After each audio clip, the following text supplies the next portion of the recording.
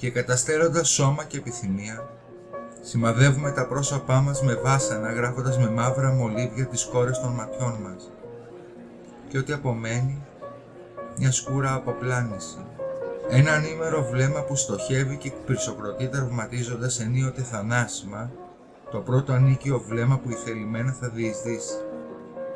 Και εσύ, μην έχοντας δοκιμάσει εδώ και 40 περίπου χρόνια την αίσθηση του γαλάζιου φορέματος ενός κοριτσιού, που ολόγυμνο σαν το καλοκαίρι θα τελείξει τα πόδια του γύρω από τα δικά σου, δεν δίνει σημασία.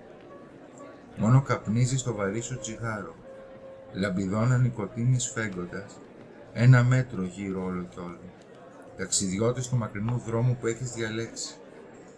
Σκύβοντας από το βάρος, αποκάμνοντας από την κόπωση, ώσπου γίνεσαι ένα με τη γη.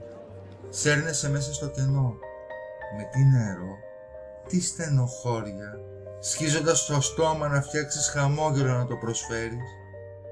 Και η κάμαρά σου είναι άδεια.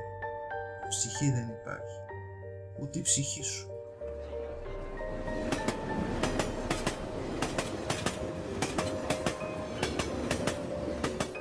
Μόνο τραύμα αρθρώνεις προσπαθώντας και ουρλιάζεις πονάω, την ώρα που σε τσιμπά το σιδερένιο έντομο της ανάμνησης.